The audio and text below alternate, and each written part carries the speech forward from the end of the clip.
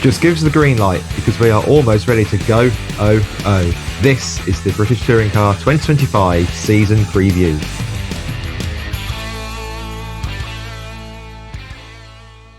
Hello and welcome back to the British Touring Car podcast. We are back once again and it is a new season that is ready to get underway. We're going to bring you up to date with all the news, all the teams, drivers, what championships they're going to be running in for this season for 2025 as we build up to the first round at Donington. Russ, how are you? Yes, I'm well. We've just done our predictions this morning, ready to seal those at the end of the episode, and it is horrifically difficult this year, so tight, as we'll get to throughout the podcast, I'm sure. Obviously, Media Day is done and dusted. If you haven't already, check out our vlog on that to see how we got on Media Day. There's a couple of driver interviews in there as well. And this podcast is purely going to look at the drivers, the teams, etc. The rules, we've covered it in plenty of depth in the off-season. So if you want to go and catch up with the rules for this season, how the Jack Sears works, all that kind of stuff, you need to check out the other content, which you can do by clicking down below or finding us on Spotify podcasts, like you presumably already have done. This is this one.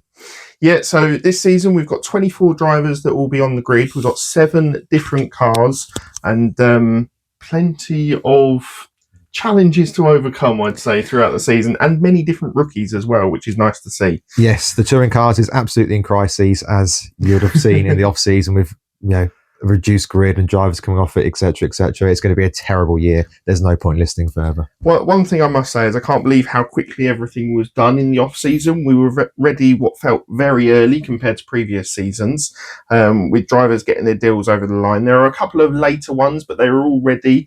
And all but one was there for Media Day, as you already know. We'll get into the drivers now. We'll take a look at where they finished last season, what teams they're now with this season, and what we think their championship prospects are going to be like going forward. So I think there's only one place to start, and that is a certain champion, and that is Jake Hill from 2024. Obviously took home the championship. He's first in the British Touring Cars, and he will be staying with Laser Tools Racing BMW for 2025, hoping to retain that crown. That will be the goal, obviously. Same car, same team, same setup, but he has lost a very sort of treasured teammate, as it were, with Colin Turkington. They didn't perform particularly well on Media Day. Now, no, you could argue they were doing long runs rather than worrying too much about qualifying speed.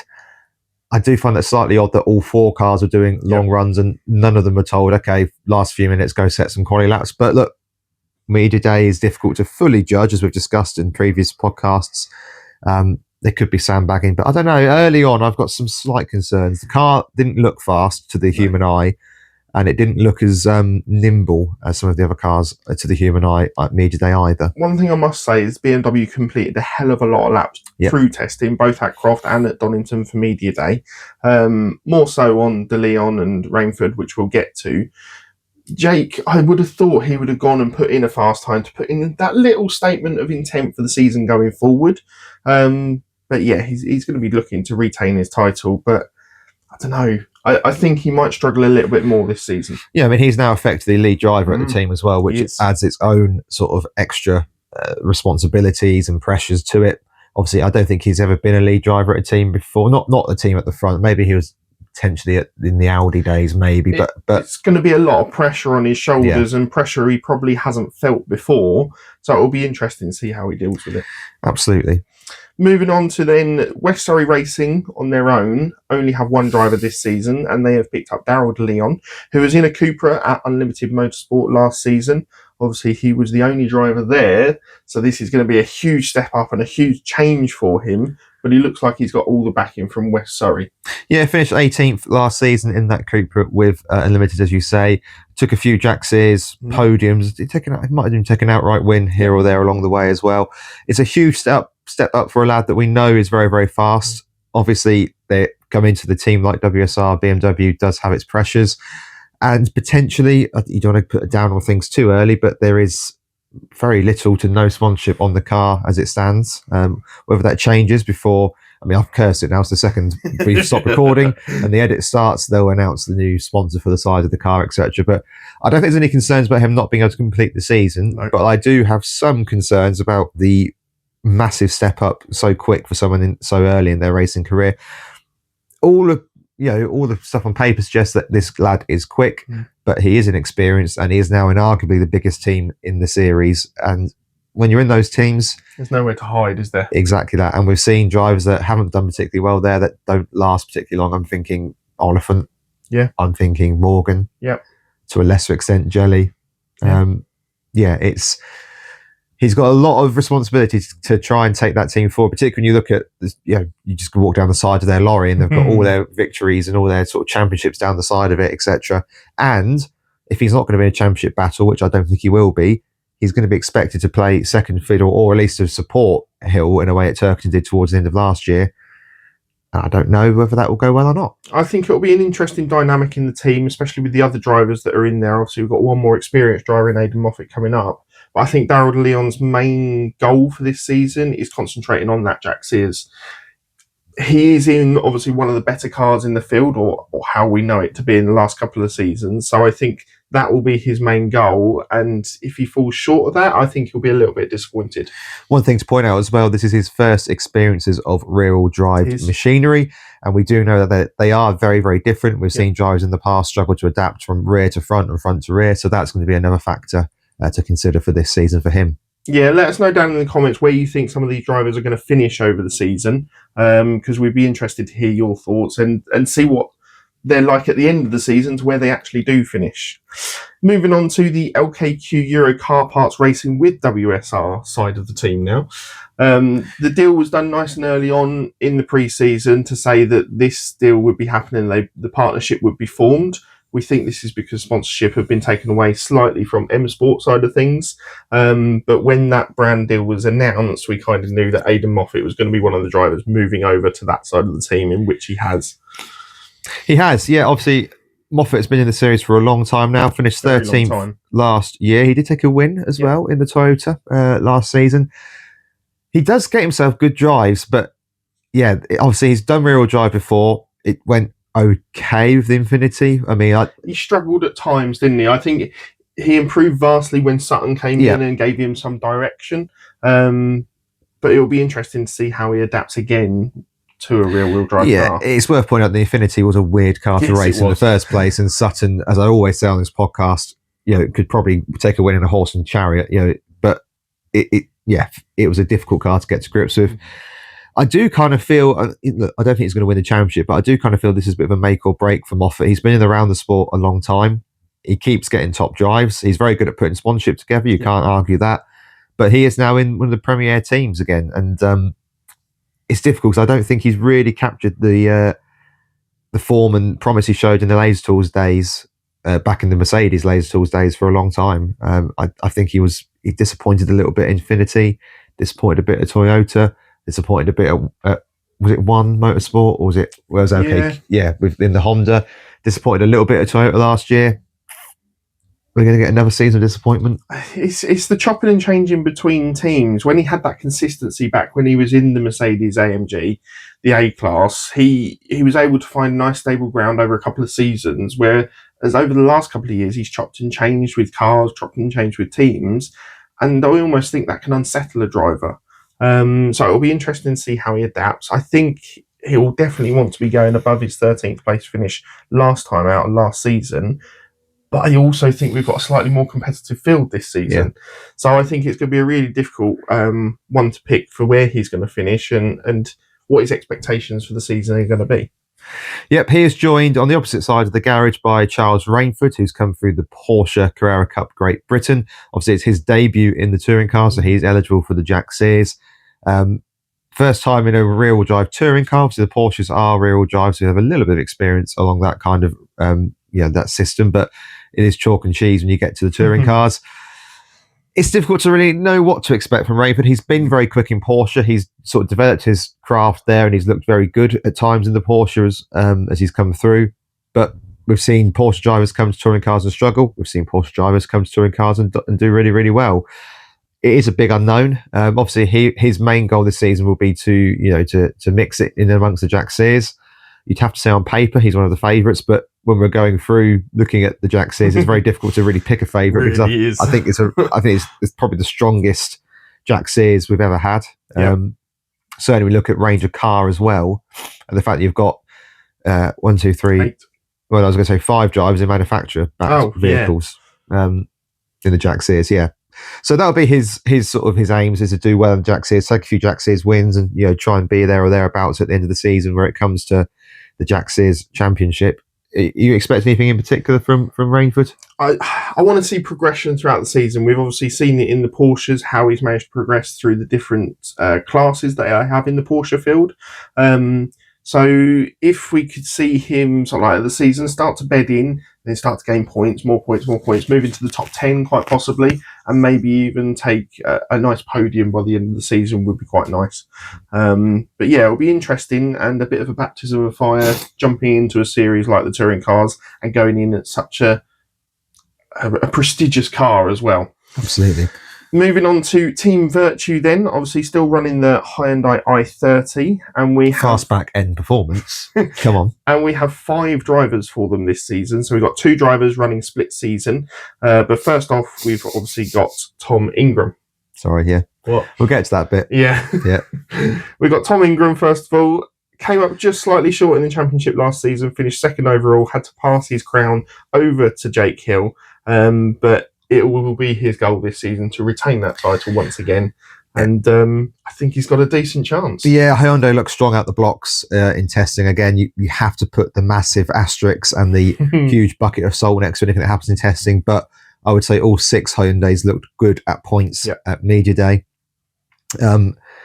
Ingram's goal will be to win the championship, and anything else will be a disappointment for him. It's as simple as that. Yeah, it'll be interesting to see as the team whether they're going to be able to take it to the likes of Ford and BMW in the Manufacturers and Teams Championship. But I think they've got a slightly stronger lineup this season compared to the last couple in the fact that they've brought Adam Morgan in this season. It'll be interesting to see how he reverts back to a front-wheel drive car. The car livery we much prefer to the standard Virtue one, but less said about that the better, I think. Yeah, I don't like it. I've seen it in the flesh. I don't like it. What do you think Morgan's goal is going to be? He finished 8th last season. Yeah, I mean, just to be a bit less anonymous, if you told me, if you asked me to name the grid from last year, he'd probably be the one driver I forget to name. Yeah, because he was fine, but just not spectacular. I think he had 1 podium last season. Yeah. And that was it. I don't think he's won a race since the car god's days. No. So that's a couple of seasons ago.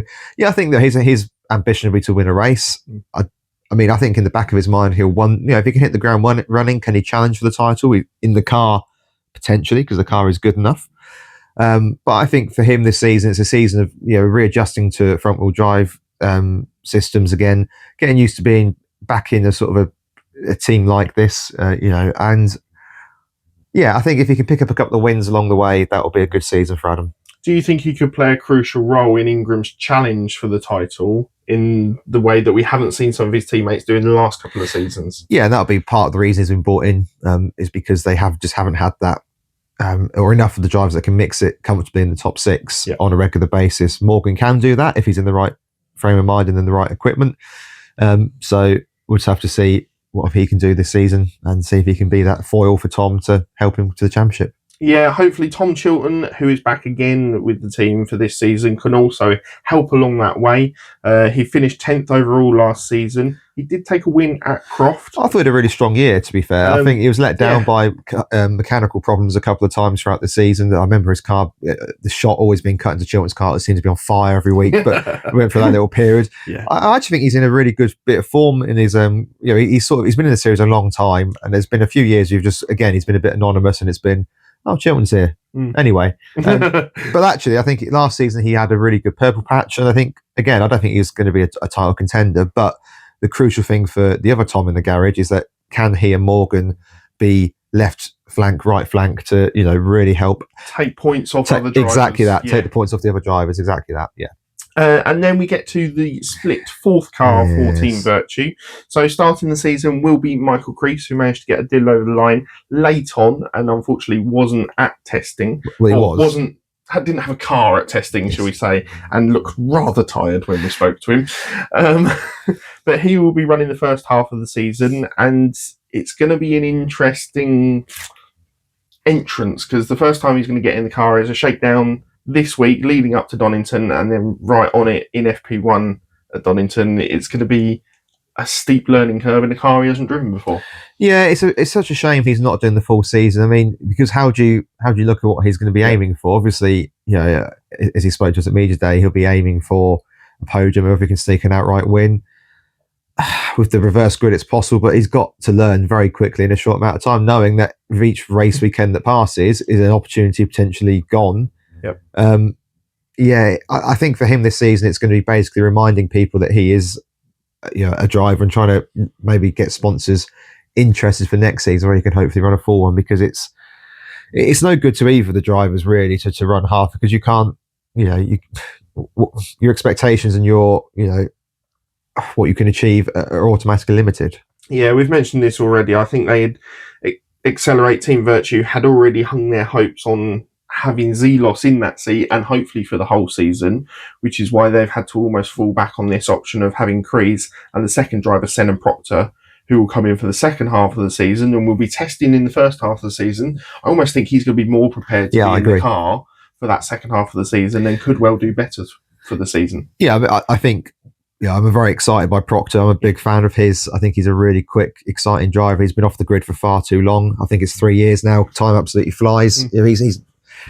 It's a shame he's been off the grid, because I think he's a really quick, exciting racer. Yeah, I think you're right. I think he will come into this series a bit more sort of prepared than Kreese will be.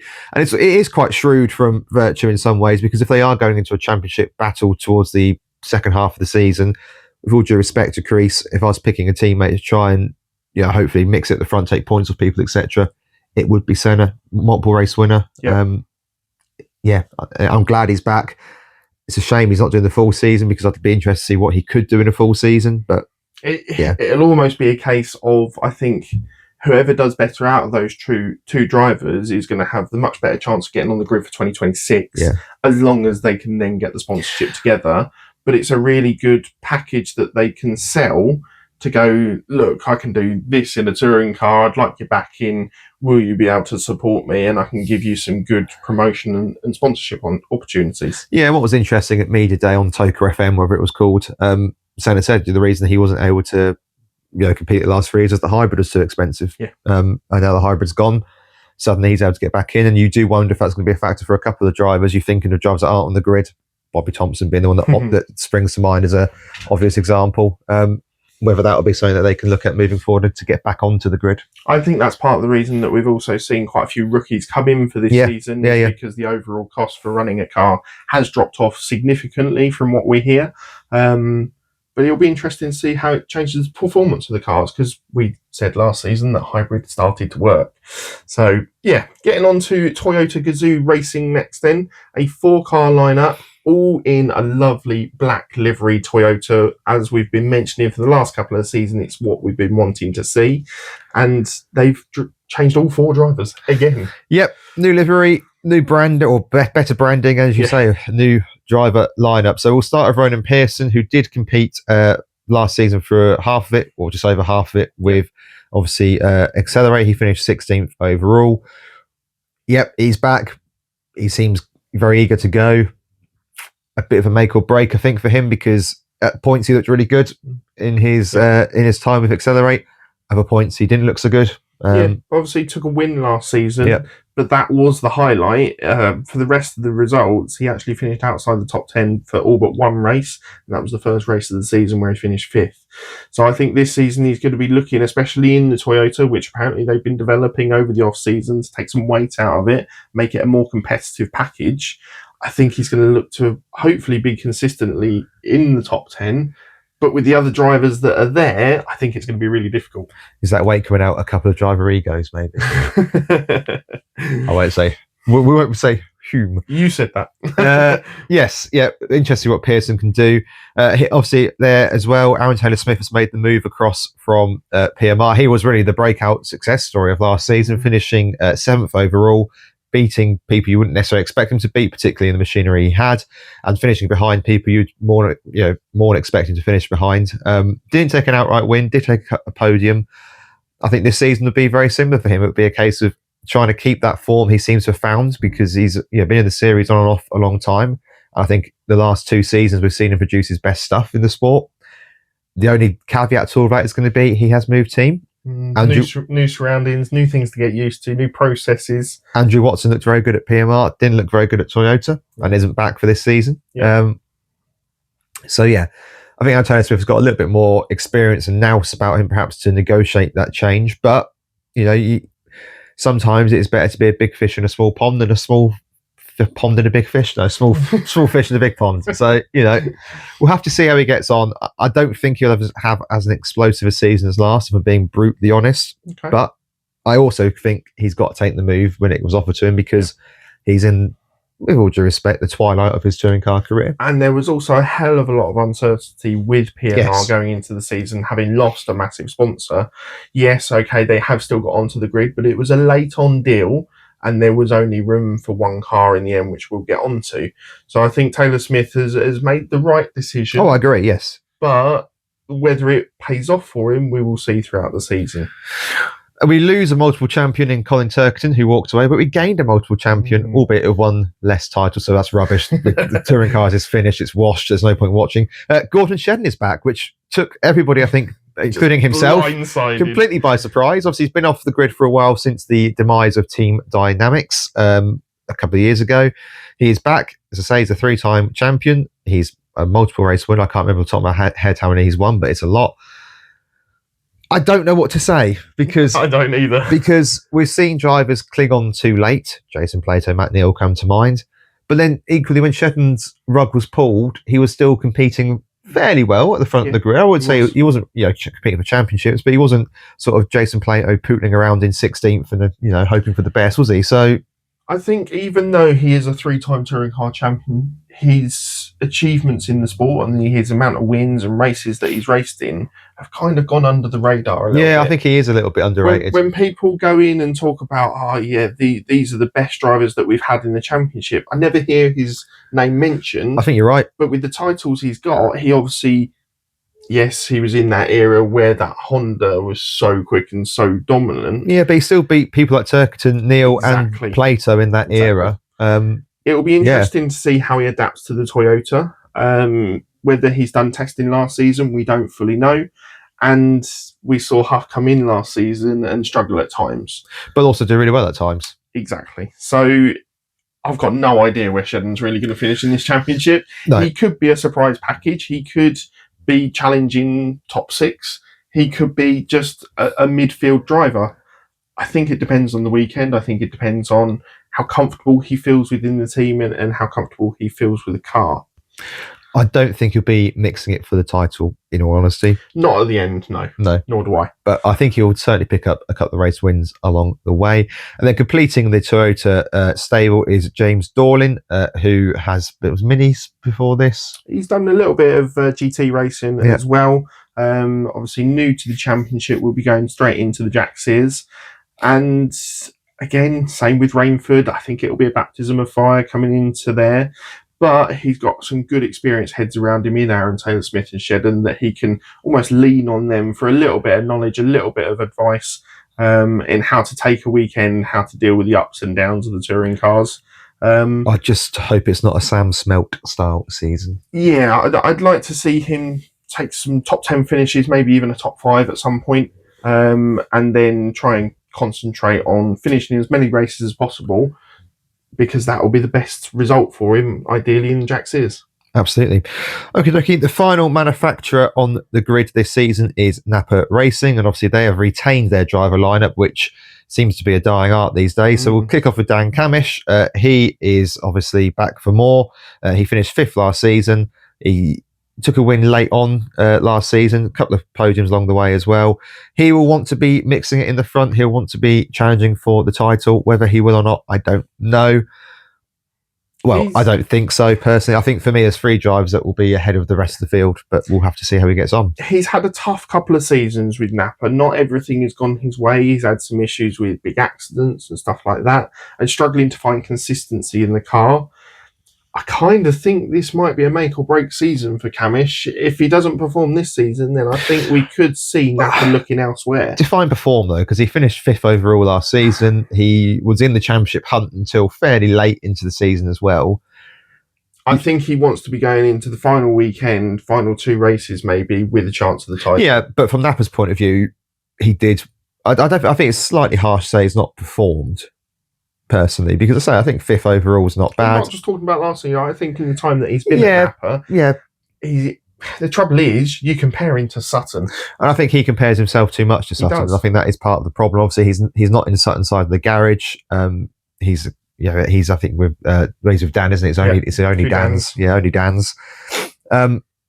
He strikes me a little bit like Lando Norris, a bit of a very self-critical, puts the pressure on himself a lot, and is comparing himself to one of the all-time greats. Has very high expectations. Yes. And in previous championships that he's competed in, he has hit those expectations. And he's dominated, doesn't he? Yeah. And I think this is the level where he's really finding out what kind of driver he is. Obviously, the disappointment of coming so close in the team dynamics, Honda will possibly sit a little uneasy with him. And I don't know whether it gets to those crucial situations and something like that might pop back into his mind. I don't think so. That's what sets elite drivers apart from likes of you and me. But look, I don't think Cavendish will win the title. I'm going bold early. I think it's a battle between 3 drivers, and I think that after that anything goes. But I think he'll certainly win races, and I think he'll be crucial for Napper trying to win a title, whether that be drivers, teams, manufacturers, or all 3.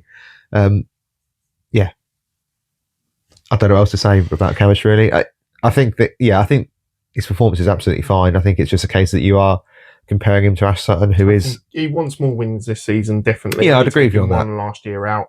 Obviously, plenty of seconds in there. He just needs to convert those to wins, and he'll be there or thereabouts, I think. I'd agree. Moving on to, obviously, Dan in the other side of the garage, Dan Rowbottom. He had a tricky season last season, finishing 11th. Certainly not as good as the season before when Napper were all dominant.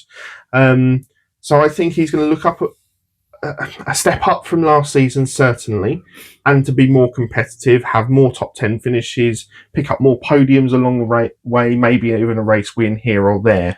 Have better luck will be on his agenda as well. Would be quite helpful. Yes. Yeah, he is one of the more unluckier drivers on the grid with issues and whatnot. And again, I think perhaps someone else that puts a bit too much pressure on themselves. I think that's come across on the limit and other bits and pieces. I think he's a very good driver, a very capable driver. I just think he needs to just drive. I know that sounds very simple for me to sit here and say it. Just drive. And again, he's in a team with an elite driver and a driver who should have probably won a championship. I think he's on the cusp of elite if he's not quite elite yet. That's a debate for another time. But he's in a garage that's got 4 drivers' championships. Should really have 5, and that will be pressure. Yep. Sam Osborne, obviously back once again with the team, will be trying to take home that Jax's victory. Finally, he's been in the championship for so many seasons now, and he's always come up just that little bit short. More consistency from Sam this season. We saw signs of it last season where he brought more and more pace to the car, and I think he's looking more and more comfortable in the team. Finished 15th overall, so if he can reduce the amount of non-scores that he has, I think that will really help him along the way. Yeah, I would agree with you. It's in some ways, it doesn't matter when you are a family-owned team that you're almost guaranteed a seat. But I think this year he's got to do Jax's. Has he got to win it? It's difficult to say he's got to win it just because of how good the Jax is this season. But he's certainly got to be closer than he was last year in it. Yeah, it's almost got to be like down title fight, same as the championship, down to the last round of the season, be in it to win it, and you never know, luck might go your way. There's always a little bit of luck that has to play in every championship. And then finally, Ash Sutton, 4-time champion, trying to make it 5 for this season, and I think he's got a damn good chance of doing it. I don't know. The only reason I don't, the only big question mark I have over it is that how much are Napper going to develop the car? Bearing in mind the engine freeze that is coming into effect, and bearing in mind that it seems for all money in the world that they are changing car next year. And also I think the Focus will be fairly close to its end of shelf life as well, so they can't necessarily sell it at the end of the season, or if they do, not for a high price. So will they develop it particularly? I mean, as I said before, Sutton could take a horse and chariot and make a damn good effort of winning the title, win it. So do I get the feeling that and this might be unfair, but do I get the feeling Napa have developed as much in the off season as Hyundai or Virtue, if you want to call them? I'd say I don't get the feeling that they have. I could be wrong, but equally, as I keep saying, there's 3 drivers that come in the championship. We discussed 2, and this is the 3rd one for me. I don't see a driver outside those 3 winning it, and I think Sutton will certainly be there or thereabouts. He had a really good run at the start of last season, taking 7 podiums in a row. Yep. He had 4 non-scores across the season, but only took 3 wins. Yeah. I think if he can convert more wins this season, then he will be right in that challenge to the final race, almost in the final laps as well. I would say he overdrove the car, though. It did lack a fair bit of speed at times last year. So we'll have to see. I say, look, Sutton is an elite driver. He's one of the greatest of all time in the sport, and he's still got potentially his peak years to come. Whether, I say, my biggest question mark, my biggest doubt is over what sort of package Napa are going to bring this season. We've had a year of dominance. We've had a year where they struggled. What year we're going to get this year, I don't know. And that's going to be, look, immediate, he was going freaking fast. He was going ridiculously quick. And the car didn't look unsettled or nervous. It looked planted. It looked exactly how he wanted it set up, especially going through the old hairpin at the bottom of the Craners. It was ridiculous how much speed he was able to take through there. So if he can channel that into the majority of the rounds this season, then... And if Napa can make sure that they just make sure the rear wings are a bit better bolted this year, that might help as well. I think they might have got some extra strong Gorilla Glue for that. Yeah. Moving on to the independent entries for this season then. So they'll be looking to challenge for the independent teams and independent drivers title, as well as obviously the overall title as well. We've got one motorsport returning in a Honda Civic. Who knew? And more specifically with the Toka engine. So we've got Josh Cook jumping back across into a team which he found real comfort in. Well, he loves. Yeah. Let's be honest. And I think seeing him back in that environment, we could see a win at Thruxton. Almost guaranteed. Yeah, I might put a bet on that now, actually. We could almost see a driver that might even take that step up and finish above 6th in the championship this year. I think, and I'm going bold on this one, I think Cook is the most likely to challenge that 3 I've mentioned already. Really? Look, this is a car, he loves this car. Yep. He was fast at media day. He set the quickest. I know I always say the asterisk, but regardless, he still went quickest and broke what was the previous lap record. So even if you say the teams are sandbagging, fine, but Cook still broke records. As did Sutton. Yeah, few thousandths in it, but Cook has jumped back into that car, looks quick, looks comfortable, and when Cook is comfortable, he is a very, very good driver.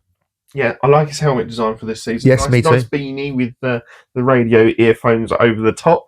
I think Cook is really going to be challenging this year. I don't think he's going to win it, as I keep saying, but I really do think he's going to be one to watch this year, because he's got to be favourite for the independents title. 100%. At the very least. Yeah, 100%. And I think he could be comfortably, possibly in the top 5 of the championship. Yeah, I think so. End of the season. I think so.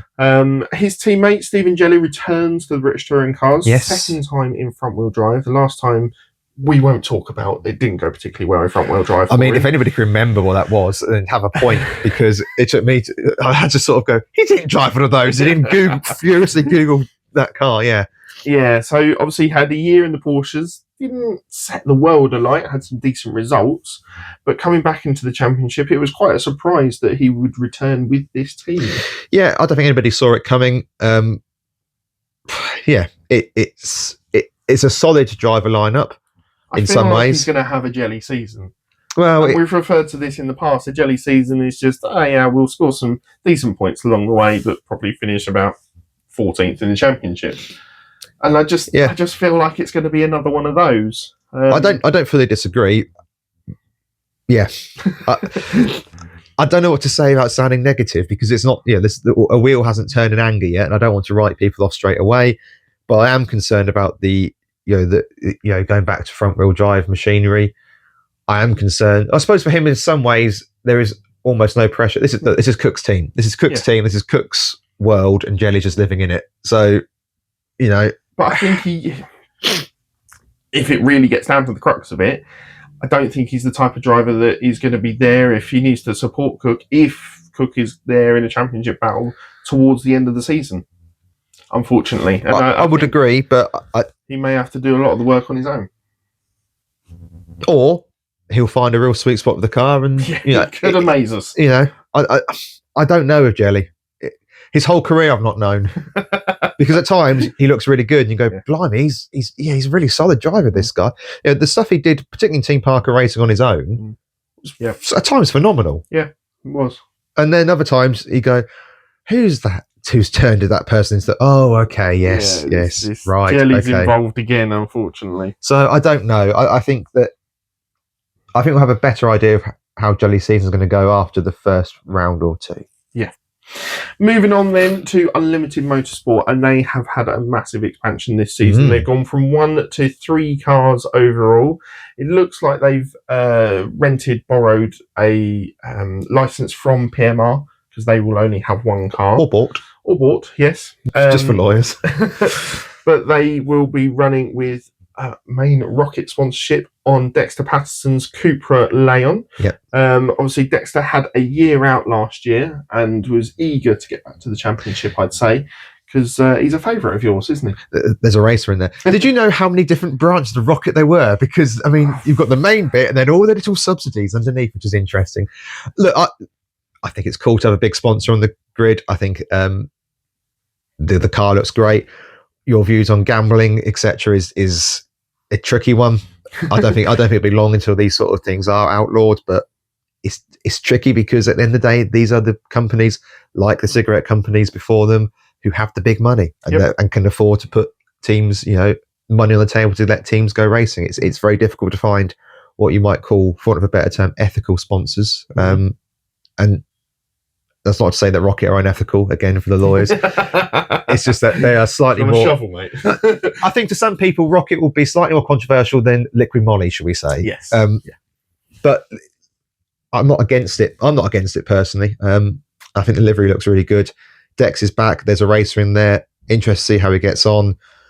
The Cupras looked quick at their hands. Both him and Hall, who we'll get to in a minute, I'd say have got potentially the best out of it so far that we've seen for a while. Jaxie contender for the end of the season? Yeah, I think so. Yeah. I think he's got a little bit of experience in the sport as well. And look, I'm not going to sit here and be able to reel off every race he raced in previously, but I don't remember him getting into any sort of major trouble during his time in the sport in terms of silly moves or getting caught up in accidents. He just seemed a fairly solid Keeps driver. His nose clean and exactly. gets on with his business. And for the Jaxiers, that is exactly what you need. Yeah, definitely. You mentioned Max Hall there. Coming into the championship, 17 years old, and with a pretty stunning livery, I'd have to say. That classic front grille of the eyes and the teeth growling. You really don't want it coming up behind you in your mirrors, something that we've seen in his mini days. And he has been setting some timing screens alight in testing. He's been really surprising with how quick he is. Now, it could well be low fuel runs, plenty of talk about all the times that he's been doing. He's really great for his sponsors, and he kind of knows how to sell that brand. What's really good, I think, for both Dex and Max and actually Nick as well, is that they all got a lot of testing in each day. We've seen it in the past where smaller teams can't run for that long because of the money it takes for the tyres, the fuel, etc. Whereas they both put all three of them. All three of them. Leon was a great example of it with Unlimited last season. It was all very last minute.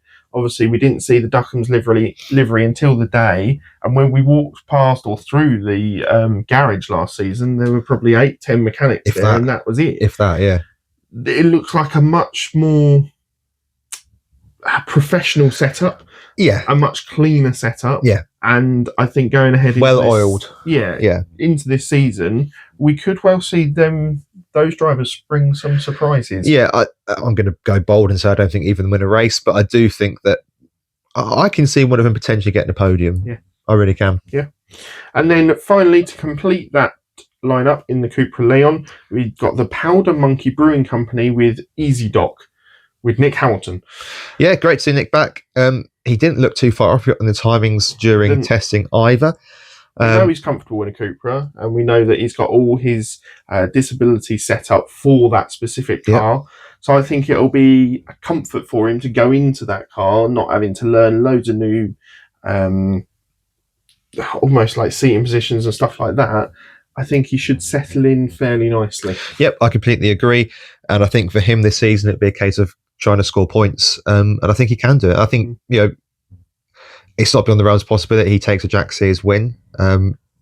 Again, to stay competitive in the Jack Sears, he's just got to make sure he finishes the races. Which, to be fair, the last time he was in it, a couple of years ago, he was a lot more consistent in finishing races, and that's the key thing. Yeah, he certainly was. I'll be interested to see if he can reach the heights of obviously his top finish, I think fifth or sixth at Donington, in some mad weather conditions. And we could obviously see some mad weather conditions that will throw up some unusual results this year. But the drivers have got to be there or thereabouts to actually take advantage of them. Moving on then to Restart Racing. Yeah, I'm really excited by this outfit. Yeah? Yeah. They've had a massive update this season. Obviously, last year they were running the Cupras, but they have dropped into a Hyundai i30 with help from a customer team. Yeah. Help from Team Virtue, who will be helping them with sort of like background information, setups, and stuff like that. Yeah, it's going to be an interesting season, and the two drivers that have driven their car before, so I think that helps even more. So I've got Chris Smiley back from TCR, and who's at Restart last year as well. Yes, and also Dan Lloyd, who's come back from the Porsches. Yeah, Lloyd didn't have a particularly fantastic season, the Porsche, I think it's fair to say. No. But he, previously to leaving the sport, he'd had probably his two best years in the touring cars. Yeah. So, interesting to see how they go. Both race winners, remember? Both race winners. The Hyundai looked quick again. Here's the salt, pour it in. But but all the Hyundais look quick on media day. We know it's a good car. It's a good driver lineup. I think they'll get on well. Do you think either of them can challenge for the independent title? Yes. Yeah? Do you think they'll run Cook really close? No. Okay. But I think, in terms of the teams, I think they'll be really close to one on the teams. I really do. Yeah, I think it's going to be nip and tuck between those two teams for the independents. And it'll be interesting to see how they perform over the season, consistency-wise. I don't think there's going to be too many issues with funding. Obviously, we know Lloyd has slightly struggled in the past, but I would hope to see both drivers finish the season. Yeah, me too. There's a lot of sponsorship on the car, so hopefully, and if they do well, then that always keeps sponsors happy as well. So fingers crossed them, because I'm quite interested to see how they go. I wouldn't rule out either of those drivers winning a race this season either. No, nor would I. I think possibly not even like reverse grid either. Potentially not. So the final car on the grid for this season is Mikey Doble in the Motor Parts Direct with PowerMax Racing Vauxhall Astra. I think this is the last season that the Astra can be run. I think we said that every year for the last however many, but I think you are right. It'll be interesting to see if anything develops going forward into 2026. Now, back to only running one car with PMR, we know the difficulties that they've had over the off-season, but at Media Day, Doble was there or thereabouts with the pace. Yeah, he's a very quick driver. We know that. He won the Jack Sears last year. He'll be a force in the independents. I don't think he'll topple Cook personally, but he'll be a force in the independent championship. Can he? Obviously, he got a podium last year. Unlucky not to win the race in many ways. Hill with a fantastic final sort of lap push on him at Alton Park. He finished 12th overall. Yeah, I think for Mikey this year, it's just going to be a case of keep chipping away, keep chugging away. I think score as many top tens as you can. Yeah, more top tens and possibly even sneak a couple more podiums. Maybe even get nice and lucky on a reverse grid, because we know he's got the pace once he's out there to hold the majority of drivers off. I think the other thing he needs to potentially do is work on race pace. He's got a lot of one lap pace. Yes, he's been a good qualifier, but in the race it just falls away a little bit. And to be fair, that's not necessarily all his fault. That's potentially the car setup and stuff. But I think over one lap he's very quick, and I think you'll see him qualify quite well throughout the season. It's just whether he can convert those qualification positions into meaningful high-end finishes. Yeah, I think if he can be there or thereabouts and finish 12th in championship again, maybe with a higher points total overall, then I think he would be happy, especially with how the team is now set up this season with just that single car. Although it does also mean that all the focus will be on him. It will, yeah. From PMR. Whereas last year, I'd imagine it was probably split and maybe slightly tilted towards Aaron Taylor-Smith just because of how he was going in the championship. That's just a bit of speculation. But this year, obviously, it will all be geared towards him. So it'd be interesting to see as he's the focal point, whether that makes any difference or not. Just to clear up, so drivers from last season who have missed out and we knew that they weren't going to be on the grid, we're not going to see the likes of Nick Halstead, Scott Sumpton. Dan Zelos was unfortunate not to get a drive, but he will be on the Toka package in the Porsche Sprint Cup. We've got Bobby Thompson, who has obviously missed out, and then the big one is Colin Turkington, who won't be back. But looks like he's still going to be working with the team in a more potentially senior and advisory role. Potentially. Right, they are the drivers. Let's just remind ourselves of the calendar. So kicking everything off on the 26th and 27th of April, we are at Donington Park. We will be there. Yes, and then we move on to Brands Hatch Indy on the 10th and 11th of May, which again, we're hoping to be at. Yep. Then we have Snetterton on the 24th and 25th of May, which we will be at. It is quite nice that we've... birthday weekend. Yeah, we've got races on both our birthday weekends this year. That's quite nice. And then 7th and 8th of June, we go to Josh Cook's Palace, which is also known as Thruxton. Then we've got 21st and 22nd of June, we are at Alton Park, which we are going to. Yep. Then we have Croft on the 2nd and 3rd of August, followed by Knock Hill on the 16th and 17th of August. Then Donington, GP circuits of the extra hairpin on the 30th and 31st of August. Is that bank holiday weekend? Yes, it is. Happy days. We've then got a bit of a break before Silverstone, which is the 20th and 21st of September, before the curtain closer at Brands Hatch Grand Prix Loop on the 4th and 5th of October. Yeah, we're hoping we're going to see a championship battle that goes down to the wire once again at Brands Hatch GP. But we'll probably again be on the sofa, making sure we can keep you abreast of all the action as it happens. We will, of course, be back throughout the season with our season preview or our race previews, our race reviews, and also lots of different content in between. In this build up this week to Donington Park, we have a video out or a podcast out every single day, taking you through some of the drivers that we've seen in the championship, explaining some of the championships within the British Touring Cars in more detail, and having a look at the runners and riders who we think could be the ones to watch. Yes. All that's left to do for us now is to seal our predictions, the annual sealing of predictions. So just to remind you that you were the race day prediction winner last year. Yes, I was. And I was the overall prediction winner last year. I let it slip on the overalls, unfortunately. We swapped trophies last year. Mine is still pride of place just behind us, or just in front of where we're recording today. Yep. Earlier today, we have both written out our predictions, which are... Do you want to change them? I don't know. Which are driver, manufacturer, team, independent team, Jack Sears, and then we've listed the whole field, 1 to 25, to account for Proctor and Crease's split drive. It's fair to say we're not particularly confident this season because we think it's going to be really competitive. If you want to do in the comments down below, put your 1 to 25 of where you think the drivers are going to finish in the championship, or who you think are going to be championship winners across the season. Do let us know, and we could even have a look at it at the end of the season when we open our predictions back up. You're getting the gaffer tape out, ready to seal. I haven't got an envelope because this is not 1945, so I haven't got, not living in the past, I don't have an envelope. So I'm going to use gaffer tape in an old Amazon box because modern day technology. So would you like to... So yeah, there you go. 18th of April 2025. Well, I can't do that because mine's at the bottom. That's right. Oh, but I can promise it. Hang on. I've seen him write them today. There you go. You know who's going to be last anyway, so that's fine. Cool. Right. In it goes. Signed, sealed, and delivered. That's Amazon. Make sure my partner doesn't throw that away thinking it's a... I think I'll probably write on it as I've finished. Oh, dear. But just bear with me while this is great for audio listeners. Lots of problems. I think that might be enough. Stop. That's enough.